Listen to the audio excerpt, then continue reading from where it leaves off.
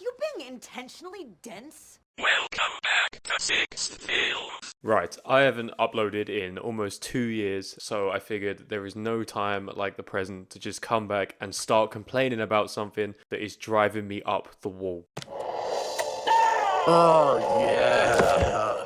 Right, so I watch a lot of films, right? And please don't actually fact check me on this because I have only watched like 5 films this month. And because of that, I'm constantly also watching stuff about movies. And when I say stuff about movies, I don't mean like cool behind the scenes documentaries or anything like that, because that would be an actual good use of my time. What I mean is, I sit around watching absolute film slop on various short form content platforms. Whether I'm on TikTok, Instagram Reels, or even, God forbid, YouTube Shorts, I'm for some reason constantly subjecting myself to the absolute worst of the worst when it comes to film content. Also, is anyone else's YouTube Shorts just filled with so much stuff about like guns and assault rifles and grenades, despite the fact I'm literally an Englishman who's never even thrown a punch in his life. I've got YouTube Shorts telling me how to get enough munitions to fight a small army. Anyone else getting that, or is it just me? Anyway, slight tangent about YouTube Shorts over, back to talking about this godforsaken film slop.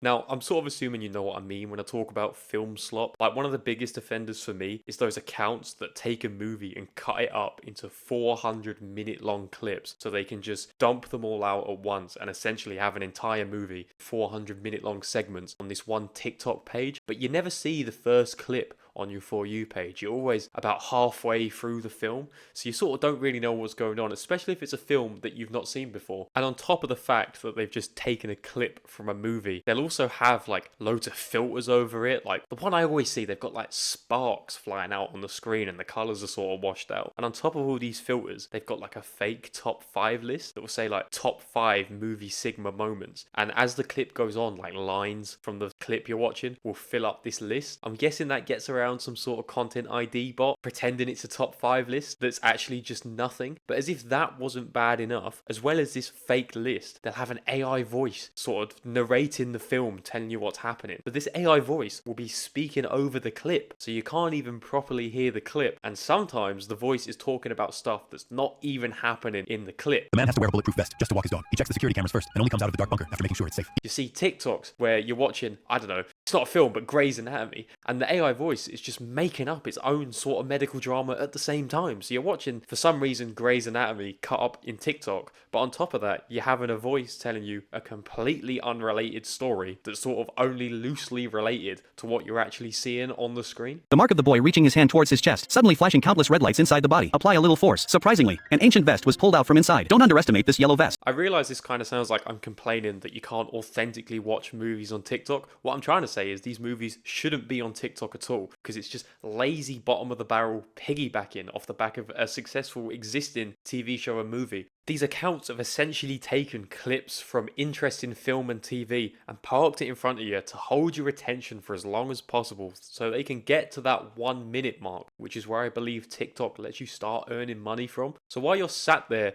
sort of brain switched off trying to follow along what's happening, they've got these effects disorientating you. You've got this narrator that is just spewing nonsense. Sometimes there's even subtitles that are completely unrelated. They're just trying to keep you sat in one place watching this clip so they can make a quick buck off of you. They're taking the work of other people and not only pirating it back to you, but they're actually making it almost completely unintelligible, just wasting your time for the sake of wasting time. And as someone who loves watching films and loves watching the creative genius of different directors and actors come to life in front of me, it enrages me almost that these accounts take that hard work, that dedication, that creativity, and are not only profiting off it for their own gain, but they're actually just sort of wasting your time with it. They're not even presenting it to you in a way where you can engage with the director's artistic integrity or the actor's ability to bring a character to life. They're just wasting your time and doing so by trapping you in there with a vision of something that might moderately interest you, or it's something you've seen before and you want to see again. They're just trying to hold you in place and make a quick buck off of you, and it drives me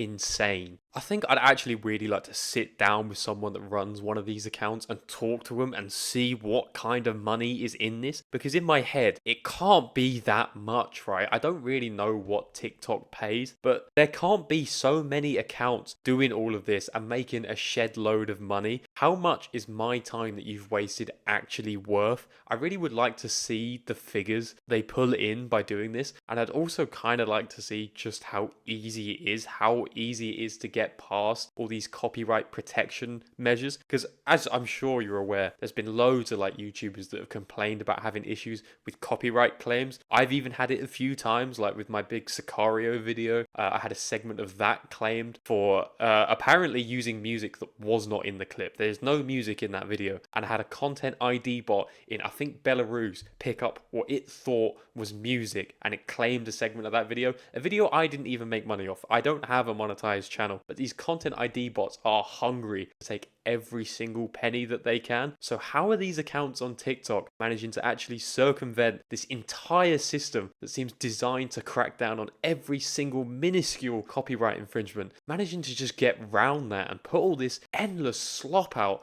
that just infests my For You page? It's not even like the same account that's doing it. It's all these burner accounts with long usernames that are just numbers, or like user 5220, stuff like that. It's these content mills harvesting films and TV. How are they managing to get past these protection measures that seem to be so harsh on everybody else? The worst offender for me has been that Brian Clough movie, you know, the biopic about the football manager from England. I think I've seen that movie in its entirety across different 1-minute sections all over TikTok. I've not even seen that movie in the format it was intended to be seen in. I've only seen it on TikTok, and I've just seen it milled out by 100 different accounts showing the same clips, different clips over and over and over again with these subtitles and these AI voice narrations. Why that movie? Why did they pick that movie? And why does the Brian Clough movie now trigger something in my brain that makes me kind of irrationally angry? I associate it with my time being wasted. I apologise for being a twat. Unreservedly. Through no one's fault but my own, by the way. I'm doing this to myself. I'm allowing myself to get stuck in these loops. But why that movie? Do you get what I mean? Why have they picked the Brian Clough football movie? Because from what I've seen, it doesn't even look that good. The main actor, whose name I've completely forgotten right now, he doesn't even really sound like Brian Clough. So I don't really get how this movie has managed to go, you know, absolute gangbusters on TikTok content farms. But anyway, moving on from complaining about TikTokified movies, I actually want to talk about the fun fact genre of content that seems to infest all aspects of film content. Specifically for this, I sort of want to move away from the short form content platforms, and I want to look at Twitter. And I'm going to use one specific example for this, involving a scene from Inglourious Basterds that I saw like 6 different accounts sort of making up their own trivia about and pushing it out as if it's, you know, fact, as if it's confirmed, as if that's what that scene intended. Obviously, any film is open to interpretation, but the original vision will always be the director's. And the scene I want to talk about is the pastry scene from Inglourious Basterds. Attendez la crème.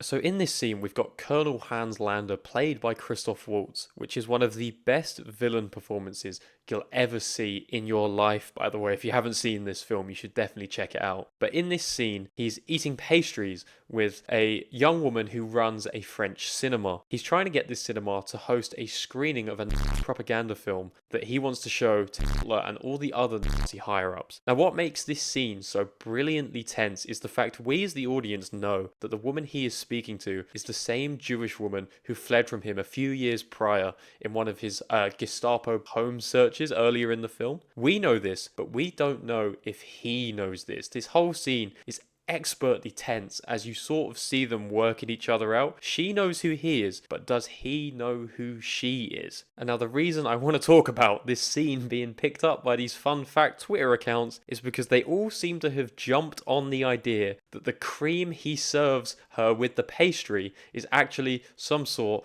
of super secret Jewish test. Without getting too specific on the nature of being a kosher Jew and the dietary requirements and restrictions that brings with it, these accounts accounts on Twitter seem to have decided that by ordering her a glass of milk and cream, that he's actually laid out some elaborate test where she is going to break kosher eating rules by having cream and milk with him because they are restricted in their dietary intake, their dairy intake. Now, outside of the fact that this all seems to have derived from one Reddit post where someone put forward this idea, it took me one Google search to properly understand the kosher rules that would restrict her from eating these dairy products. All I had to do was Google what cream and milk contained and how that related to kosher rules, and I, within 2 clicks, had found out that her eating the strudel does not even break any sort of these kosher rules that people have latched onto. But that doesn't stop these accounts from latching onto what they have decided is gospel now. I saw like 4 different accounts post the same clip with borderline the exact same text on Twitter, all parroting this one story that has come from Reddit of all places. The back end of the internet, the slums of the internet, where conversation goes to die. Reddit of all places is feeding these new Twitter content films. In fact, in doing my own research for this, I came across the ice cream chain Baskin Robbins. It's ice cream. Baskin Robbins. There's a few of them in the UK, there's loads in the States. I think it might be the biggest ice cream vendor in the States. But in researching their menu for some reason, I discovered that the only flavor they have that isn't kosher is Rocky Road ice cream. So not only would this secret test not have worked in the 1940s when this film takes place, it wouldn't even work now unless he was going to take her for ice cream and demand she orders Rocky Road. But it's not even really the fact it's not true that bugs me.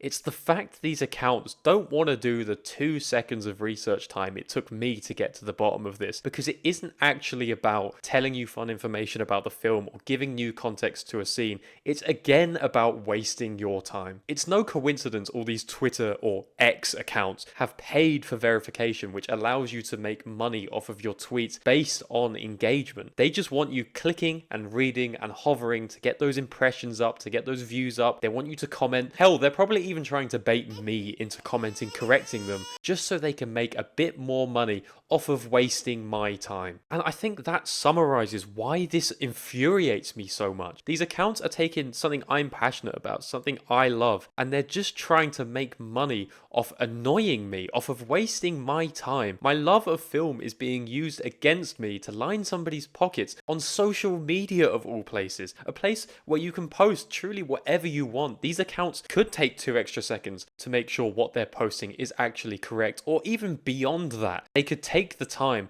to post that original Reddit theory and actually tell you why it's wrong. It could be an actual discussion about the film. It could actually enhance not only your viewing experience of the film, but also your ability to engage with other fans of the film, start debates, start your own theories. But instead, they just parrot the same stuff over and over and over again because they've seen one account do it and get some good numbers, so they start doing it as well. That's the issue here. These multiple accounts just following each other and posting the same stuff. You'll go across 10 different pages and just see the same stuff being spoon-fed to you. These parasites have got a sniff of where the money is and they want their own piece of the pie. I would even bet that some of these accounts on Twitter have not even seen Inglourious Bastards because they're posting the same clip as each other. They're probably just downloading it from the tweet they already saw, maybe ChatGPTing the words a bit to switch it up a little bit, and just putting it back out there as utter nothingness just to try and make a little bit of money by trapping the people that are actually interested in this stuff in these awful engagement loops. Anyway, that is my rant about short form film content over, essentially. I actually wrote a script for this. I wrote down like a whole Google Doc. I even did like jokes I wanted to include, but about halfway through recording this, I just went off script. I was just fueled purely by how unreasonably annoyed all this stuff makes me. I just started ranting into a microphone because this stuff really does annoy me. I hope that me complaining hasn't wasted too much of your time, because most of my argument here was about time being wasted. I hope you didn't click on this expecting a dissect section of the nature of short form film content and have instead just been met with me angrily shouting at you about TikTok and Twitter for 15 minutes, because that was never my intention. I just wanted to share with you my grievances about this, how sort of angry this makes me. I just want film content that gets put out into the world to be interesting and thought-provoking and more than just a way to make a quick buck. I want to connect with people that are passionate about film, and I want people to share that.